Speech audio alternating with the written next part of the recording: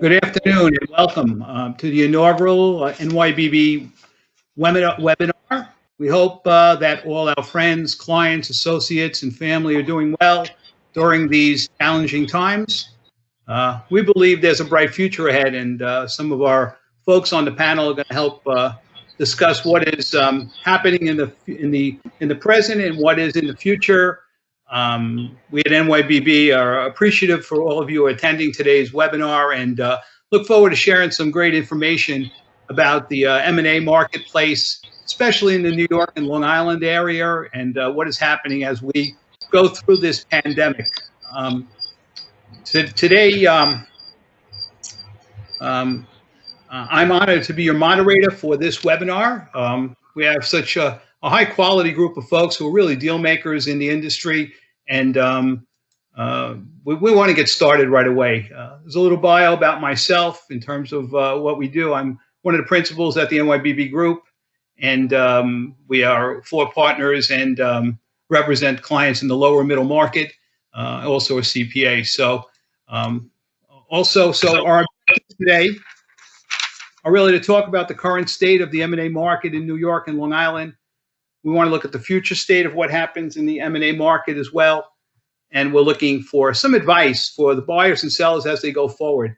If you have questions and answers, if you have questions, we'll have answers hopefully. And just put your questions in the chat and we will get to them at the end of the presentation. If you have some answers, that would be okay as well, right? So we're going to get started. And when we're looking at our presenters, we have Lou Della Prida, who's a managing partner of the NYBB Group. We have Dennis O'Rourke, who's a partner at Morritt, Hock, and Hamroff. Stephen White is a managing partner at Onyx Partners Group.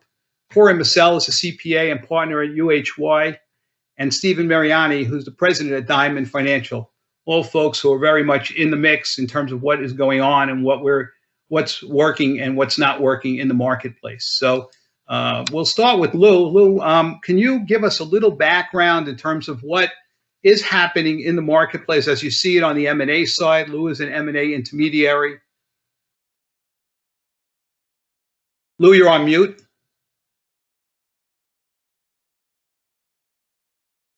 That would help, wouldn't it? Yeah, well, unless we can all read lips, we're okay, right? So good afternoon, everyone, and thank you for joining us. So on our side, activity has been down significantly, both on the buy and the sell side. In fact, most of this week, we've seen people focus on the second round of the 2 SBA programs, the Paycheck Protection Program and the Economic Injury Disaster Loan Program. But we're also seeing drafts of what a return to work may look like. On the buyer front, for the last 5 to 6 weeks since the pandemic was declared, financial sponsors have really been focused on helping operating companies survive. And they've been doing things such as drawing on their credit lines, assessing cash flow needs, and communicating with lenders and operators. They do continue to look, but we haven't really seen too many LOIs that have been submitted. One bright spot for us has been search funds, where they continue to actively look at our deals, and they seem to be positioning themselves for what we predict going forward will be a buyer's market. The biggest concern for buyers at the moment are whether or not financing will be available going forward, how long the crisis will last, and how it will impact net cash flows and valuations. On the seller front, most really, frankly, are not that worried about M&A at the moment. And in fact, many deals have been put on hold. Instead, they seem to be trying to keep their businesses afloat and taking care of themselves, their families, and their staff. So health, employees, and personal and business finances seem to be the primary consideration for the last couple of weeks. We do have some pipeline deals that are moving forward, and those have tended to be in what New York has called essential businesses. So for example, we have a HVAC company that's moving forward with due diligence. We have a gourmet snack company that's moving forward with due diligence. And we're seeing that buyer interest remains strong for these companies. And Corey, Corey's a CPA at UHY. Thanks for attending. Thanks for being with us, Corey. What are you seeing on the side of from an accountant's point of view and from somebody who's done a lot of deals over the years? Well, I'll talk about M&A first, and then I'll talk about my clients, similar to what Lou said. I'm seeing a mixed bag. It depends upon the stage of the transactions and the industries. Some have been pausing. Some are changing the terms of the transactions as a result of the changes from the lending institutions that are supporting the buyers. And then, they're adding or extending, depending upon the risk factors of what type of business it is. They're adding or extending onto earnouts or future, or adding an earnout or adding on to the earnout that they originally put out there. Some buyers have reached out to alternative investors rather than lenders, because they're seeing that lenders are really not so aggressive out there. So they're concerned on deals that they're moving forward with. And then the last couple of weeks, we've seen some movement going forward on LOIs that are going out and starting transactions on some diligence projects, where before this, everything was pretty quiet. We were seeing a lot of pausing, as I said before. And some of it is crazy that we're going to be doing due diligence projects that are global acquisitions remotely right now. And, it's how we approach that, which is going to be interesting. In terms of clients, same as Lou is seeing. Our clients are in a state of survival. How do you keep your clients? Do you furlough? What's going to happen with the PBI, the PPP loans? It seems that the money's starting to, those that were in the queue are getting it now. The idle loans have been stagnant, so that has caused some issues. So a lot of clients are really in survival mode and really concentrating on cash flows and trying to retain their employees. And it's really about the industries, which we can talk about further. Every industry is different. We have Dennis O'Rourke, who's from Morritt, Hock and Hamroff, does a lot of transactions over the years. Maybe you could follow up and kind of amplify what Corey and Lou were talking about and see what you see in your world, especially on the legal side. Sure. Well, welcome everyone. Welcome to my dining room. And crazy new world we're in. So what we're seeing is actually kind of 50-50. 50% of the deals are on hold, 50% are moving forward. And this is actually, and there are two kind of distinct buckets. The deals that are private equity backed buyers, or private or larger strategic buyer, public company buyers, those deals are kind of on hold. Although the good news is, I just got notified yesterday, 2 of those deals are moving forward. We're getting dates and schedules on the calendar, so that was great news. The deals that are moving forward have actually, this situation has spurred some people to move forward. Is older sellers who where this just pushed them over the finish line. They just don't want to deal with this kind of stuff anymore. And so we have 2 companies owners selling to management. We have one deal that went to market because they're actually a COVID benefited company, in the sense that their business has greatly expanded and is greatly in demand as a result of this situation. So they decided to take advantage of that and go to market to sell the company. And then we have deals that are 2 shareholders who don't like each other, have decided it's a great time to part ways. We have one deal that stems out of a litigation where, instead of suing each other, the parties are going to make a deal. So we're fine. And then we're dealing with a lot of closed transactions that are in some kind of measurement period, whether it's an earnout period, a working capital adjustment period. And how does this situation, because I could promise you, despite an 80-page acquisition agreement, it's probably not addressed what happens if there's a global pandemic in the middle of an earnout period. So that's got to get figured out. And again, like Corey said, industries are going to be different. And we're going to see the return of the earnout, quite frankly, I think, going forward, because sellers are going to want pre-COVID valuations. Buyers are going to want post-COVID valuations. And unfortunately, the way to bridge that gap is with an earnout. So we're going to see that. And then the industries we'll talk about that later, but then there are going to be certainly opportunities in specific industries when we come out of this. Thanks. What's important in the whole process is people are looking for financing, looking for funding, and Steve Mariani is the founder of Diamond Financial. And Steve, can you give us some perspective on that as it relates to what everyone said so far? You're on mute, Steve. Good catch. Thank you for that, Anthony. Yeah, I'd be happy to build on that. And yeah, being in the financing world, as you can imagine, we could spend hours and hours on this topic today. A few of the things that did come up. Before I get started, I do want to make a big shout out to the NYBB for providing this venue and arranging these top level experts. You know, I recognize and appreciate all the effort, not only from the NYBB team, but each panelist on this call as well. We all have hours and hours, countless hours into all of these programs just to understand them, to be able to speak to our clients. So I got a big shout out to everyone here who I recognize has spent all those countless hours. So thank you all for doing that and sharing the information. That's important. When it comes to the lenders, right, there's a ton of turbulence out there. I mean, you know, every time they come out with a new statement, I get 150 phone calls or emails.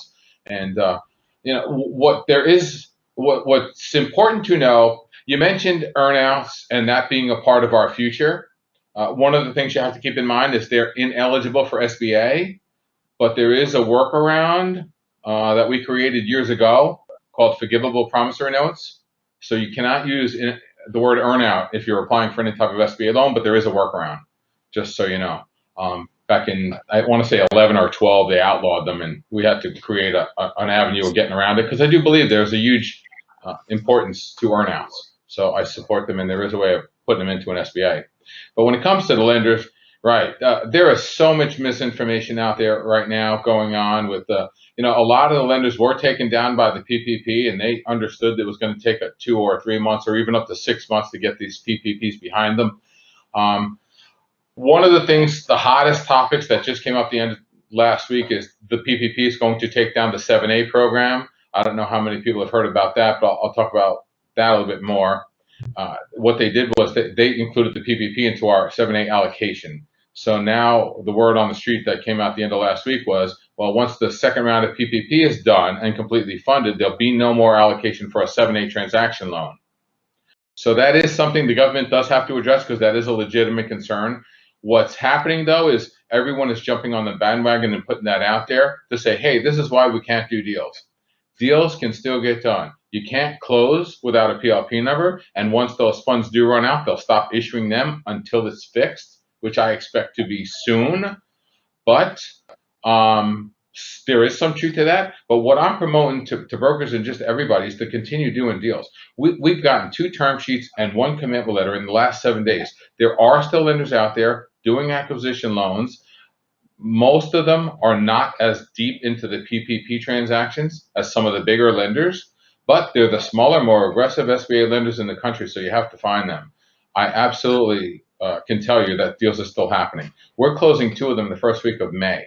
And yeah, there are some nuances. One is a CPA firm, which we don't expect to be impacted greatly by COVID.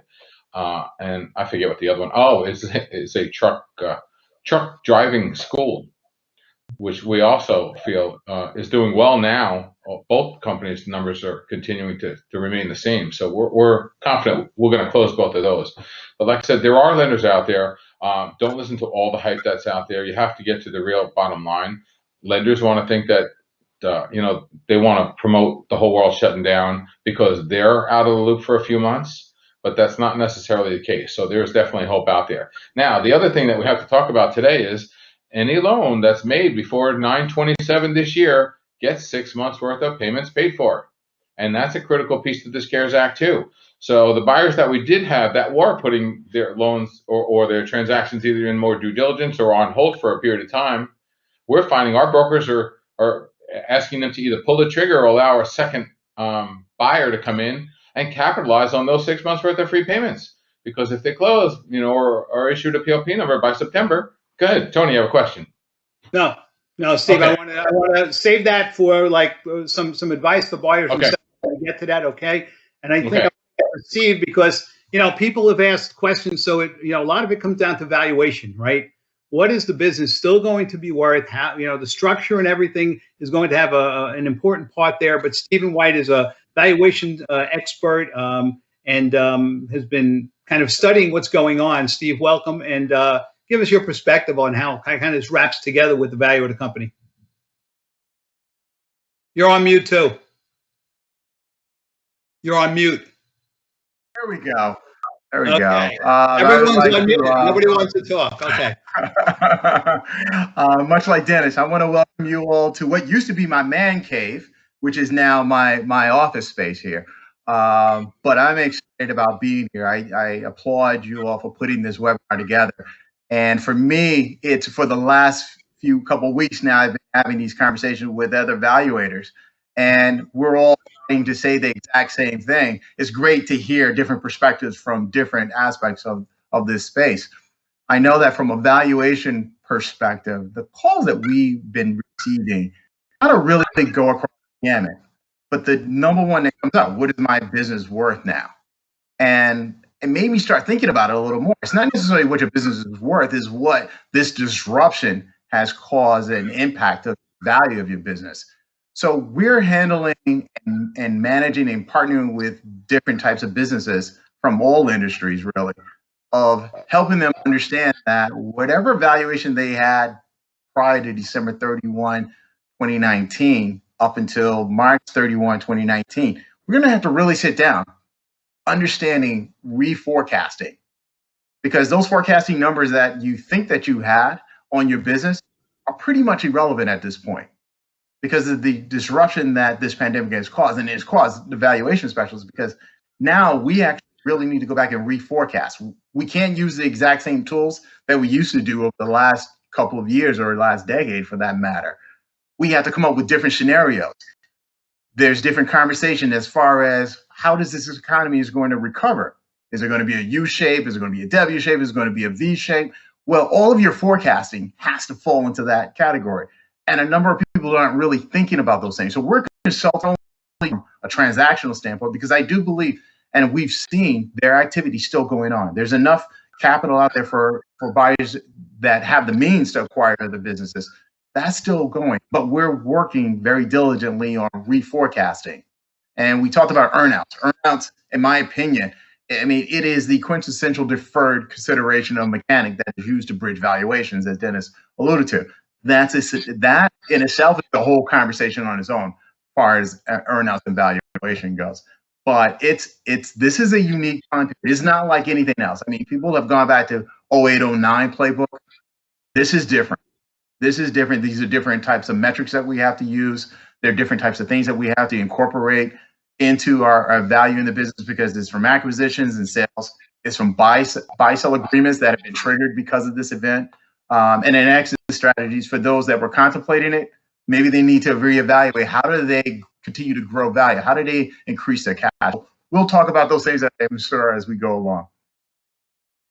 Thanks. So, we've gone through some of the current state. Now, I'd like everybody to have their crystal ball out a little bit, right? And not that we can do that so easily, but we want to really look at what do you think the future kind of brings in terms of all the expertise that you bring to the market. Now, it's interesting. I don't think anyone really has a specific answer to that, but based on what you see happening in the market, Lou, what do you think from a future standpoint? How are we going to be in the M&A market?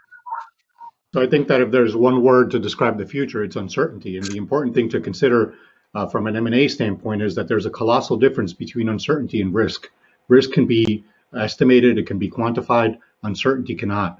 And so how we move forward will depend in large part on how long the pandemic lasts, how quickly the economy recovers, and how companies will emerge from those first two eventualities. In the near term, though, I think we will continue to see challenges, right? I think many of our clients are already having a very challenging April. They probably will continue to have a challenging May, and the hope is that by June, some sectors, some industries start to turn around. So in the medium term, then M&A will likely be mixed, and it will depend in large part on whether or not you're an essential industry or a non-essential industry, which will continue to face difficulties. Essential industries will likely do well, but that's assuming that no disruptions take place either in the supply chain or on the lending side or with respect to any other issue. Longer term, regardless of whether we have, V-shape or U-shape recovery, I think that most spectators or most prognosticators are expecting that we are much more optimistic about the long term.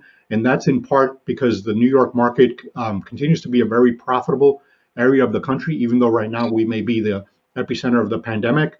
It is a region that not only has affluence, but has a lot of older business owners. And so we expect that to see a good amount of activity going forward. Hopefully when the economy recovers, which no one quite knows, but we're hoping will be the third quarter or the fourth quarter of this year. We do believe that the market will switch from, we're pretty much ending the long bull market that has been running for almost a decade, if not longer.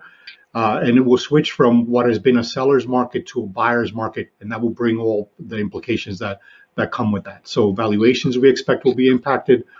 Sellers will need to consider strongly whether or not they're going to decide to exit, and we already seeing some evidence where sellers are just really tired of running the business, and they probably should have sold a year or two ago, and some of those are making a decision to come to market in the next few months, and some will frankly just need to exit, period, because once they've exhausted all the different options from funding from the government and any other additional loans that may be available and any cash management solutions that can be employed, those may not be enough for some companies, frankly, and that will especially be true the longer that the market that continues this way. And then also we think that the low interest rate environment will continue to make for a good M&A environment as we move forward. And Corey, you have probably a lot of those clients who may be in that marketplace. I mean, if you look at the future state, looking at a client base like you guys have, I mean, what happens with those folks in the M&A market, in our area? Look, I think that the good part that this is the only bright spot of everything is that the recession was weighing on everybody and we didn't know when it was going to happen. Now it's here, it's over. I mean, we're in a pandemic. That's another story completely. But I think that our clients right now, like I said, are in survival mode. If you look out far into the future, we're going through. There's an acceleration of changes in behavior right now because of this pandemic.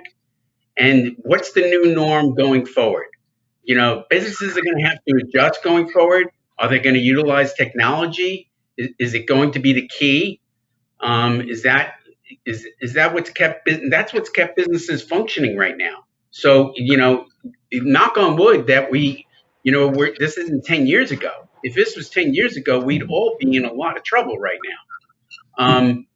So there's going to be tremendous opportunities once you're stabilized, and I think utilizing M&A is going to be really big. We preach it to our clients, but you got to use it correctly. If you're going to succeed, you've got to first look at your house and look at what your business is about. Our clients are just getting through and managing this cash flow situation, but we're telling you, you've got to look forward. You've got to figure things out because cash is king. You got to do a business viability analysis. I could go further into that later. It's all about cash and how you manage it. You got to start doing projections moving forward, and the projections of your business and your cash flow has literally got to be almost a weekly to a monthly at a minimum movement and analysis, because those that survive and are in good strength and have a good foundation are going to they're going to do incredibly well in the future. That's what we're telling our clients. Some of our clients are doing well, but going to industries quickly. I'm just going to say this: healthcare, financial services, technology supporting tech, commerce, enabling us to do and function, logistics, supply chain. They're doing well. Hospitality, travel, anything that relates to those businesses, no one can forecast what's going to happen when we get out of here. And they're going to have the longest lag time. And anybody that's related to those industries, and food service, of course, you don't know where it's going to go. I mean, and those are the bigger concerns. Our clients that are revolving around that are the most concerned, and they have the most pressure right now. Professional services, that's a mixed bag. You take staffing industries, staffing companies and professional services and staffing, those that are doing outsourcing, it depends upon what industry they're outsourcing. Some of them had zero revenues going on right now. Another concern sector. And energy depends upon how dependent you are on it. I'll stop there. I didn't want to take up too much time. Dennis, so I mean, I guess same question really. I mean, you're looking at it from a legal perspective. I mean, the future obviously is going to have some changes to it, but do you see M&A kind of retaining its presence, and in what form would you think? Interesting. So, pre-private equity coming into the world and providing liquidity and an exit strategy for business owners, the typical exit was going public, right? Was an IPO. Well, private equity came in and started paying better multiples than the public market played. So now we're all M&A people, right? So I think the big thing people don't understand, where there's going to be tremendous opportunity, I think you're actually going to see an uptick in M&A, because most companies out there, kind of Corey and Lou alluded to it, they're not capitalized the way Amazon, Microsoft, Apple are capitalized. They don't have years and months worth of money. Most of the people we're dealing with, the businesses are pass-through entities.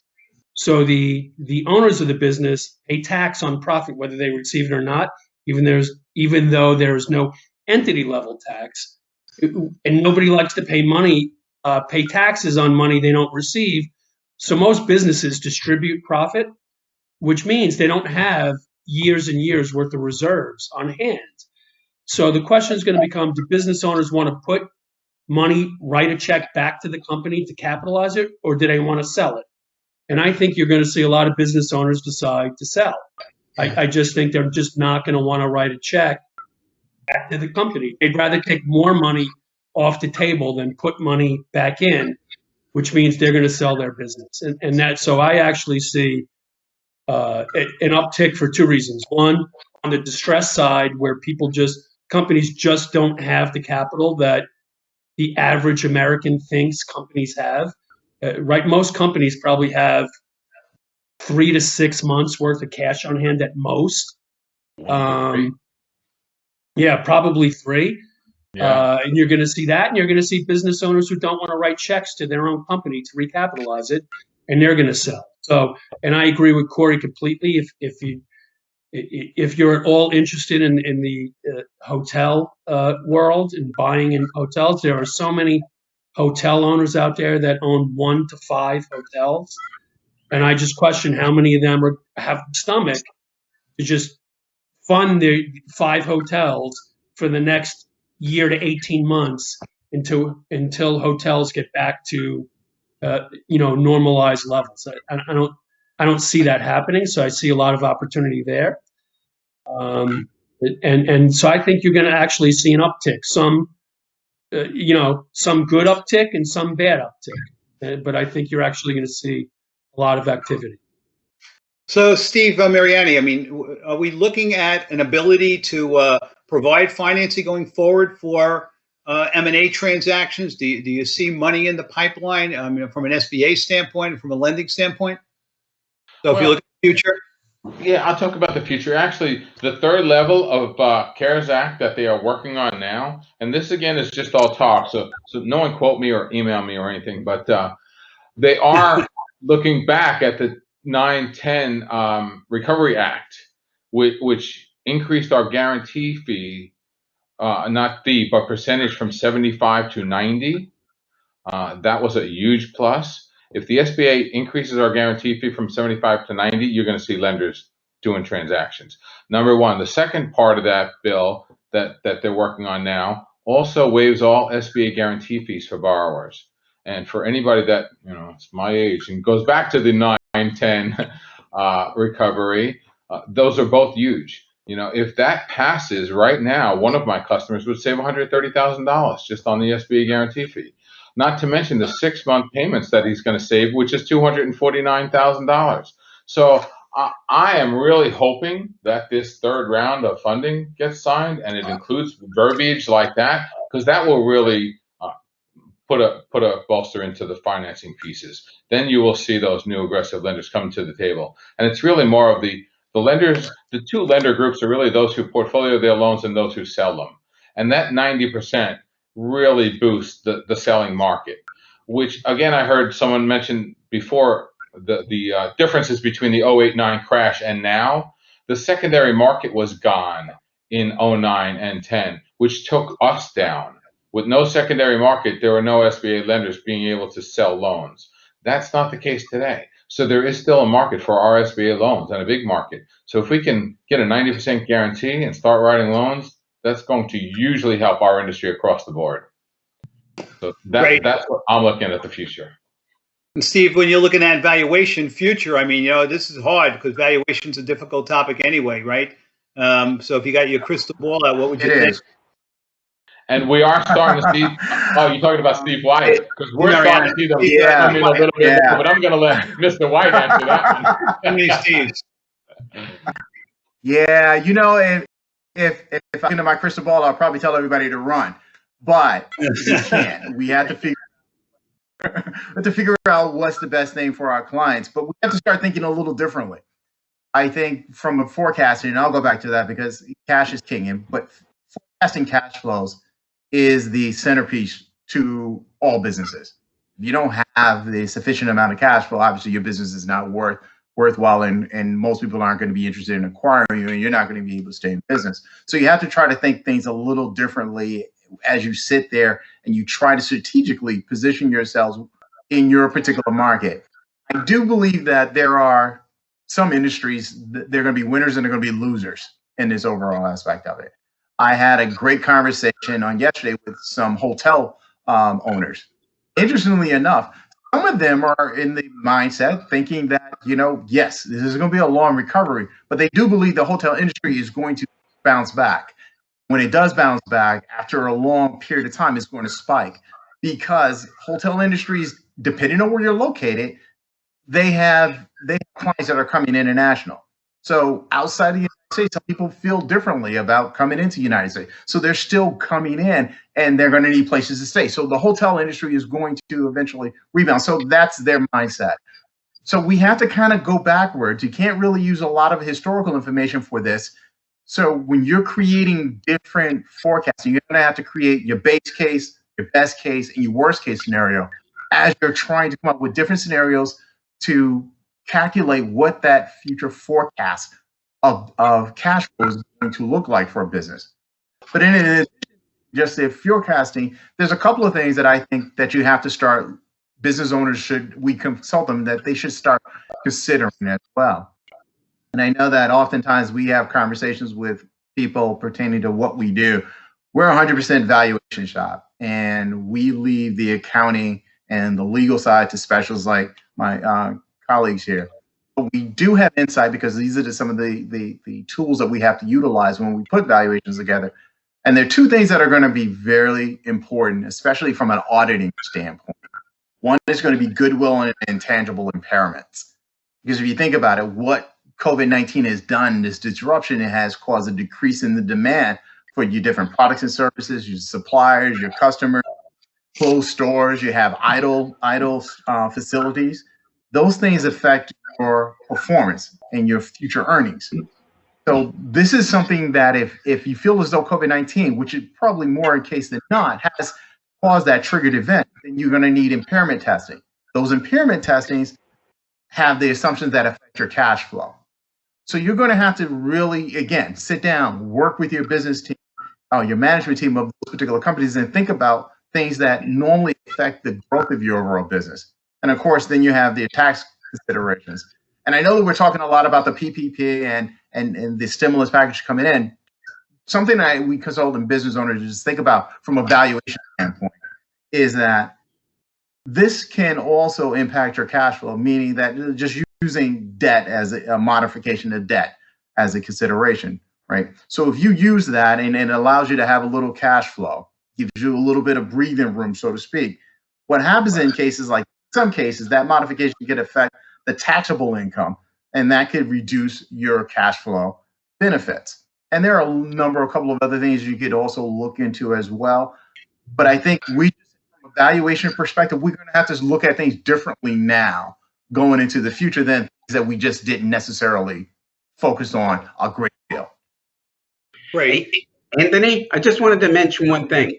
You mentioned for the audits, know that anybody that's being audited or is going to be audited, we're required now to address COVID and do a deep dive on COVID on every audit right now.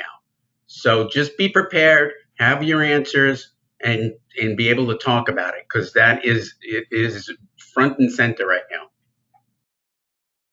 So the big question really, and we all, I guess, will get this question, whether you're on the valuation side, you're on the CPA side, you're an attorney, or you're on the M&A side from an advisor, is what really do you say to buyers and sellers going forward? What really is the best? If you kind of give a short little kind of snippet in terms of, what would you tell a buyer? What would you tell a seller who really is kind of in the marketplace? The sellers who finally realize it's time to sell. We have guys who've waited 20 years and, they've gone through recessions and they've gone through Sandys and they've gone through all sorts of things. So here it is. And then the buyers who've been sitting on the sidelines maybe, and now they have some cash available because they feel there's an opportunity. Lou, what would you say? So I would say that this is an ideal time to plan and to act. So we believe that, though, that they should act in a very systematic way. And if you follow our webinar series, we'll actually explain how that should take place. But for purposes of this webinar, we think that both buyers and sellers should be educating themselves about the M&A process if they're not that familiar with it. They should focus on building the deal team, and they should be interacting with others in their industry. If for some reason you're a seller and you're going to need to either buy, sell, or partner with somebody else, one of the most natural groups to do that with is someone obviously that is within your industry. And so the more you know about what's happening there, the better off you will be. For sellers in particular, I think that they should prepare for the worst, but they should remain optimistic. We've been having a lot of conversations with people that, one day they're like, this is going to be over in a month. And the next day is like, I'm going to be out of business in a month.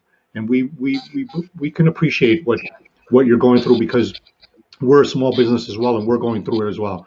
So you should assume that things will take a little while to return to normal, and maybe even that this pandemic will see a second and maybe a third, iteration, if you will. And as a result of that, then obviously the main thing that you should be doing is managing your cash flows accordingly. But you also should be using this time to see if an M&A transaction makes sense for you. Lower middle markets can take a while to sell.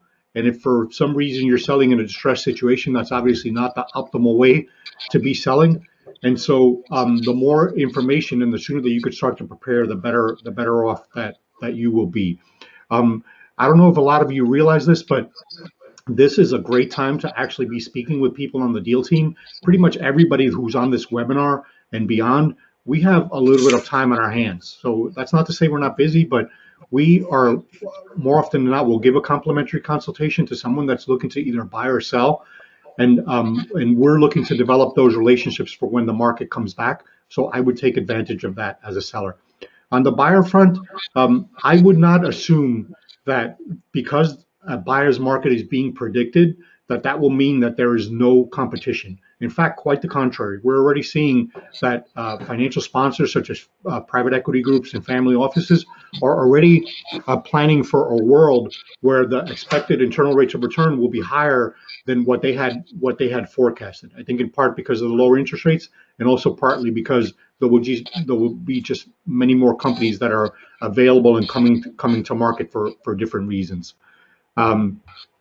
Competition, by the way, could then be very intense for assets in both essential and non-essential industries. So if you consider, for instance, everyone is going after the recession-proof industries that are not impacted by by the upcoming election, and that would stand to benefit from whatever is macro benefits are to be had. But that's not to say that non-essential industries are not going to at some point come back, right? One of the key things that I think you should be thinking about when you go to buy a company is, do you have some kind of expertise in that particular industry? And if the industry is out of favor, then it's not like you're going to automatically switch your focus to an essential industry where you know really very little about that industry. And then lastly, I would work on becoming a credible buyer, especially if you're not a sponsor, if you're a smaller type of buyer. And that means starting to look at opportunities now, calling M&A advisors and bankers to kind of get a sense of what's going on out there, exploring the different financing options, because again, you might be interested in the company, but there may just not be financing available in that particular industry and for you, given your particular financial situation. And then you should also be assembling your due diligence team, because accounting and legal have always been items that have been very involved, but in this particular pandemic, they will take on even more heightened importance. And Corey, if you could piggyback on that from a diligence standpoint, looking at advice for sellers and buyers, I mean, how do you think that's going to change as well? Well, I would say immediately that, when we sit there and we do diligence, we always look at the past and we look at trends. Well, that's not enough right now. The past right now is not indicative of the future. So it's going to get expanded, and, it's going to increase in terms of looking at the projections and the future cash flows on acquisitions. And it's, there's no doubt about it. What I would say, piggybacking off of what Lou said, I would say that everybody should really, we mentioned cash flows and we keep saying cash, cash, cash. It's just your strategic plan. Whether you're a buyer or a seller, it's the same thing, because you've got to have a strategic plan. You got to look at what's called business viability. Some people go look it up. Where are your strengths in your businesses? Where are your weaknesses? And then look at your competition to Lou's point. If you look at your competition, you look at yourself, you may have strengths, they may have weaknesses, complementary, it'll go well together. But I wouldn't go out there and go talk to your competition alone. I talk to, Lou and Anthony as an intermediary to negotiate and see how that works. I think there's huge opportunities. The last piece that I would also tell everybody related to the businesses, you've got to look at your debt. And there's a bunch of companies and clients that are renegotiating, looking at their contracts, looking at what's there, and putting that into that strategic plan so that you can loosen up the cash and loosen up your debt load for a seller, as a seller, so a lender can lend you money, or as a buyer, because at the end of the day, you're the one that's going to have to probably pay off that debt into the future. But you can't just, we're in a moment right now that everybody is scrambling, but everybody's got to step back and think about these things. Strategy, cash flows, stay on top of it, look at your business, look at how strong you are, and then look out to the market. It is going to be, you don't have to do this alone necessarily. That's the point I would convey. And Dennis, you can look at the same thing. We also had somebody who asked a question specifically curious about, how open people would be to creative deal structures, So I think if you have advice for buyers and sellers, maybe you can weave that in, because, I guess we have to be a little bit creative now in order to get a deal done. And it's a function of what the mindset of the buyers and the sellers looks like.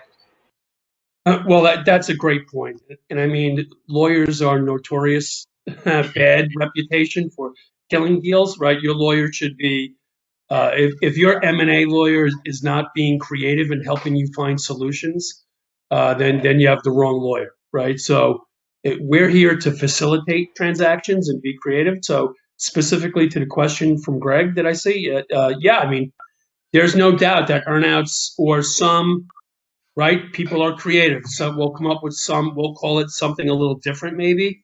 But at the end of the day, it's going to effectively be an earn. It's going to be less cash up front, more cash on the back, more payments on the back end, and there's going to be a valuation gap going forward. And the way we bridge those valuation gaps is with future performance. If the company performs, you get the higher valuation. If the company doesn't perform, you get the lower valuation. But that leads to, so most of us on this panel have tried for years to get away from earnouts because they're so rife with trouble, meaning who controls the business going forward? Who makes the decisions going forward? What if there's a fundamental change in strategy of the company? What if a pandemic hits, right?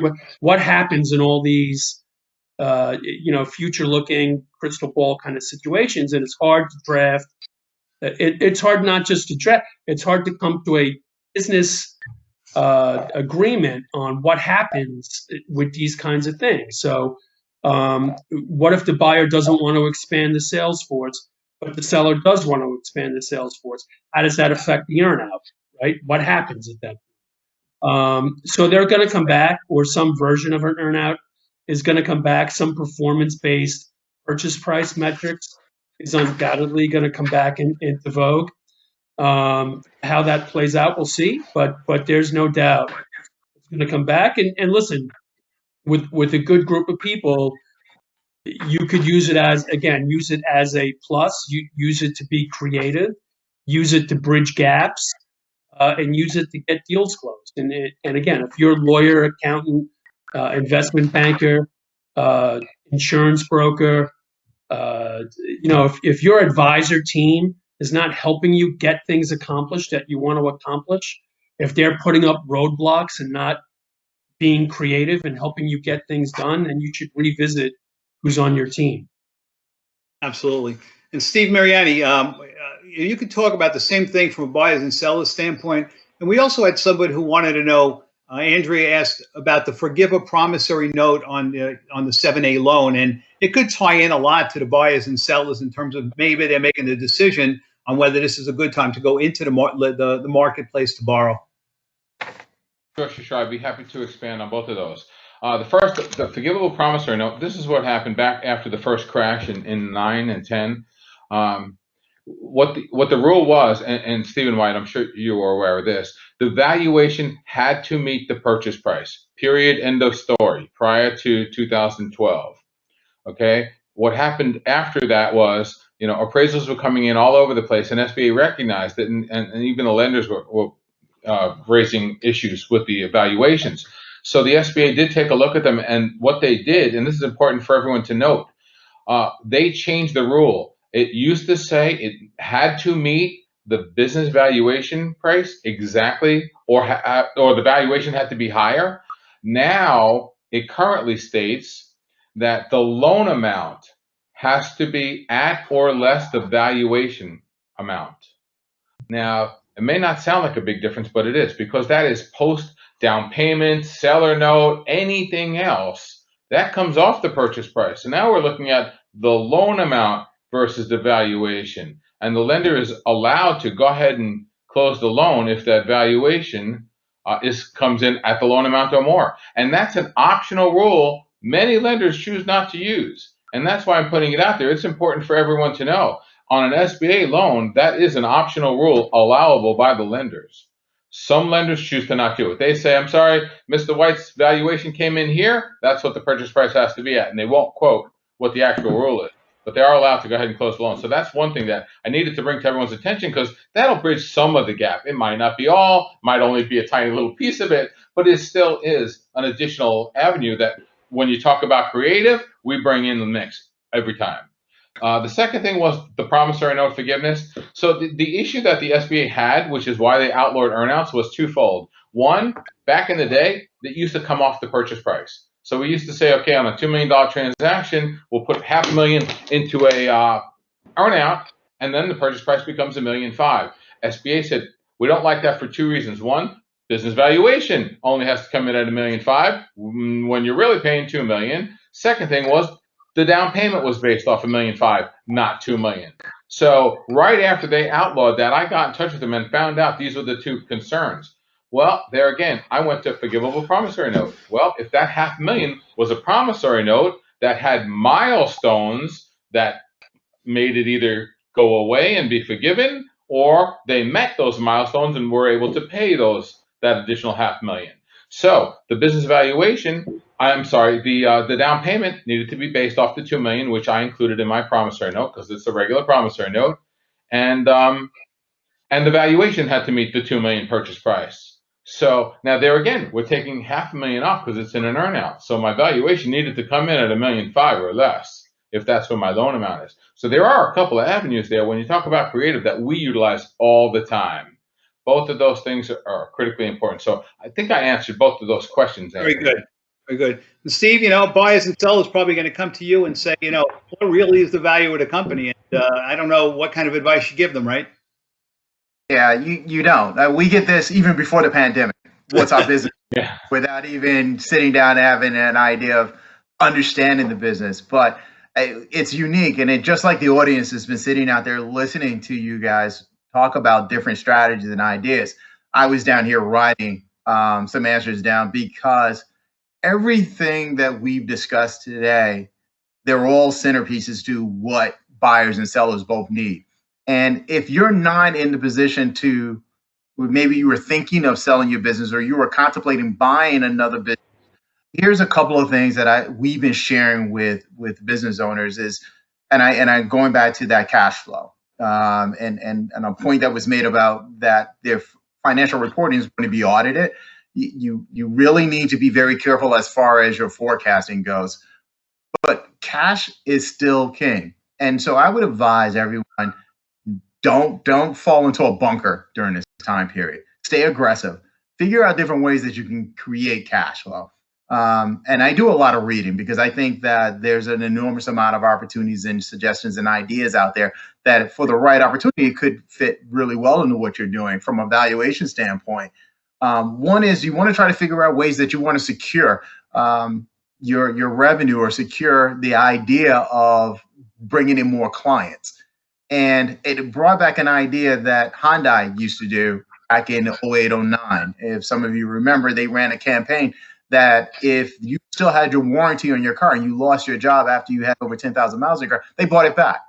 And what did that do for them? Essentially, what it did was it increased their market share from 3 to 4.3. So in the auto industry, that's pretty significant. And that happened during the first 10 months of 2009. And then their sales grew 24% that following year. So what I'm suggesting is that business owners don't sit idle. Try to find different ways to continue to increase that free cash flow, because that is ultimately your multiple of your overall business. Another way, just an idea, this may come across a little more retailish, but I think it actually works, is thinking about subscriptions and gift carding. Because remember, your clients, for the most part, they want to see you survive just as much as you want to, because whatever it is that you provide over to them, they need it. So it's intertwining with one another. So companies that are successful in making that transition over to like gifting or the subscription side of it, it's meaningful cash flow and it affects your balance sheet as well. The last thing is obviously acquiring new clients. Think about what we're utilizing right now. Technology innovation is going to be huge.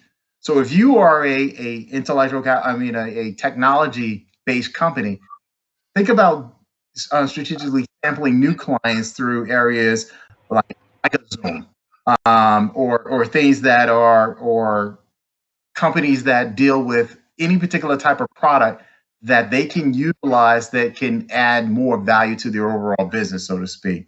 So the last thing I want to say is just stay out of the darkness, get into the light, be a little bit more aggressive, think creatively, because buyers that are out there, they want to see that you're doing things to strategically continue to grow them. And that's going to make you more attractive because they're going to be very selective about the companies that they actually acquire going forward. That's great. That's great. I have some questions and answers. Also, I wanted to let everybody know there's some questions that I'll ask from the audience, and I want to let everybody know that our next webinar is a pre-transaction planning webinar we're going to have on May 13th. So everybody will get information regarding that. And I think, Steve, Steve White, we had a question. Somebody asked, Tom Farrell asked about exit strategies and other items that depend on valuations, which should be revisited. He wondered about insurance coverage, if that kind of needs to be revisited as well. And if anybody else comment about that. Yeah. So insurance, depending on what type of insurance coverage you're referring to, if it's a part of your buy-sell agreement, obviously with key person insurance, yeah, absolutely, that should be valued into the overall business. All of that goes right back to date, right? So your data, your valuation. So, and I don't want to get too technical with this, but there's particular dates that you have to keep in mind, what is known and what is knowable for your overall business. So December 31st they, quite honestly, the pandemic should not have any effect on the negotiation or in the insurance, the value of that overall business. But as you move closer to March 31st, 2020, that's a different ballgame. So whatever that value is, the business is going to impact that insurance. Are you over insured, underinsured? So all of that should go into play as far as the overall valuation. So I hope the direction you were going with, Tom, when you asked about the insurance side of it. And if not, you can send out my email address. Feel free to reach out to me. We can definitely have this offline as well. And we will provide all of that information to the attendees. Another question was asked, and this could be for anyone on the panel, I guess, Corey and Dennis and Lou. Which performance-based options are the most appealing to sellers? And that's a loaded question, right? Oh yeah. Oh yeah. Are you talking about earnouts specifically? Probably. Well, they say performance-based options was the question. I guess earnouts would be the first thing in everyone's mind, but I guess, you know, if there are other options. Yeah, I would say I would start with the performance-based is going to again be industry specific. So if you've got to Steve's point, if you got a subscription model, it's going to be about the stickiness of the revenue and the customer base and retaining it and the growth going forward, right? Generally, in a general statement, it's always going to be about the retaining where the business was when they acquired, and then the growth and sharing that growth into the future. And what happens, you know, is it a 10% delta or a 20% delta? If you drop 10 or 20% or you increase 10 or 20%, what do you get? Because someone selling usually is starting in and thinking and negotiating. If they have high growth, what do I get by doing this deal if it continues and I stay on and you keep growing into the future? So it really depends upon, you know, each industry and business. Dennis, you want to just jump on that? Yeah, I would say three things. One is if you're going to do a performance-based purchase price, you pick the easier the metric you pick, the easier it's going to be to figure out, right? So if you want to pick gross revenue, like when you start trying to pick EBITDA and you start, right, and you get into all these issues of, well, whose accountant determines EBITDA? Is it the buyer's accountant or is it the seller's accountant? How do you calculate? Do you use the same practices that the seller used, so you're comparing apples to apples, or do you use the accounting methods the buyer would use?